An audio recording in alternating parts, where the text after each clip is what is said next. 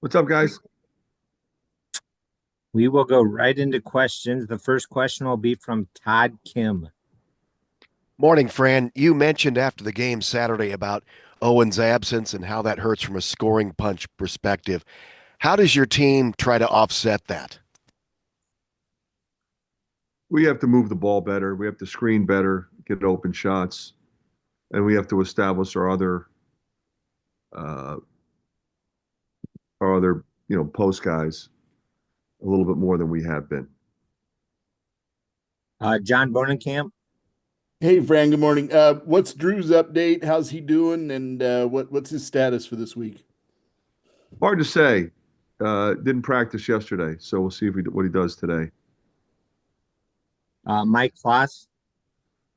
Fran, obviously this situation with Rutgers and Bailey and Harper is very unusual for college basketball to have two freshmen like this.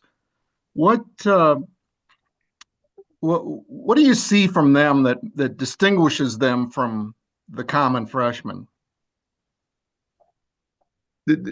I think there's a number of things that impresses me about both of those guys, and they first of all they continue to get better. They both have had a few nagging injuries in their back now, but they have continued to grow despite being very good from the beginning. You know, they have great feel for the game.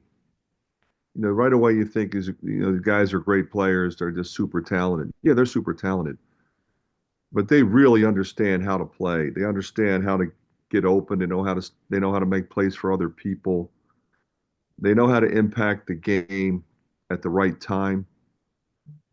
Uh, they don't play like freshmen at all.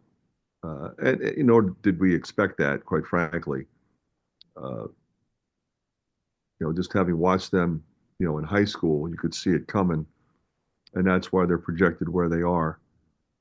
But in the meantime, I think they're doing a really good job of fitting with the other players and trying to do what that team needs to help them win.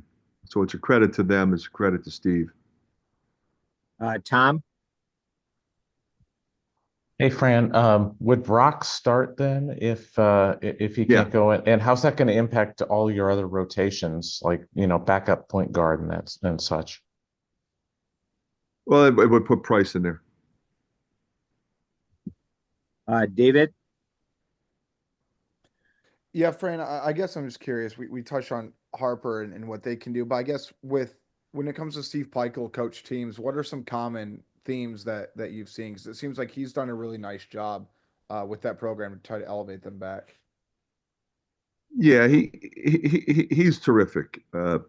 Somebody I've known for a long time, have tremendous respect for. Coached against him when he was playing, when he was at UConn. And, in the beginning, it was all defense.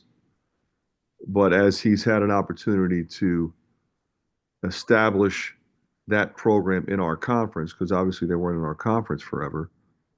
They were always a East Coast team. They were in the Big East, and before that, the Atlantic 10. So that's how people viewed them. So it took a while to establish that they're a Big Ten team, and he's done a really good job recruiting. So they become more, way more talented across the board. In the beginning, I think he felt like we got to stop people to win, but now they can score with anybody. They're as athletic as anybody, and they still defend. Tyler. Hi, Fran. How do you approach it as a coach when the effort is there? It's clear the guys have the right intentions and it's just not being reflected in the results. How do you try to help them through that? You stay positive with them. Uh, I'm really proud of this team, how they approach every day. They're very professional. They compete in practice. Our scout team does a great job helping get our guys ready. Our scout team is pretty talented when you look, with some of the guys we have there, and they challenge our guys. Our guys prepare well in terms of the scouting report and the game plan and execute the game plan.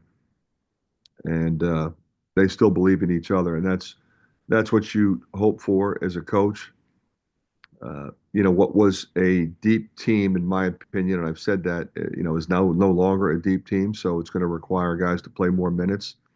It's going to require guys to step up and perhaps maybe a more advanced role than they had before.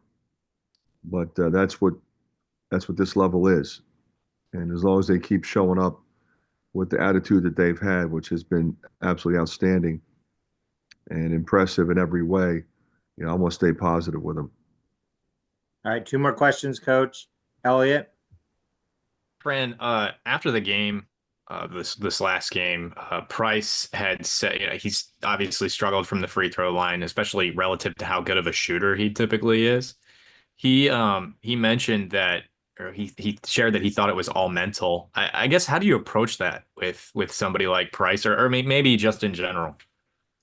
I think the thing with Price, he just needs more attempts. I mean, he hasn't shot that many. So if he keeps driving the ball, keeps being aggressive like he was on Saturday, and gets there more often, he'll get more comfortable. I mean, obviously he spends a lot of time on it. But, if you went out today and rebounded for him, he'd probably make 95 out of 100. So he just has to get up there and let it go. And we've had guys that have gone through this before. And I just tell them, just let it go, let it come off your hand, follow through, whether you're up on your toes or not. Everybody's got a different style. Get a routine and just get up there and let it go. And if he does that, he'll be fine. All right, final question, Coach Tyler. You had mentioned a while back with Cooper Koch, medical redshirt potentially being on the table. At what point do you make a decision on that, just given how long is left in the season? Yeah, I mean, I think that's where we're at, but that's kind of a long process, so I don't get into the specifics of it. But I think it's safe to say that his condition is such that he probably won't be playing this year, and would probably look to pursue that option. All right, thank you, Coach. Okay, guys.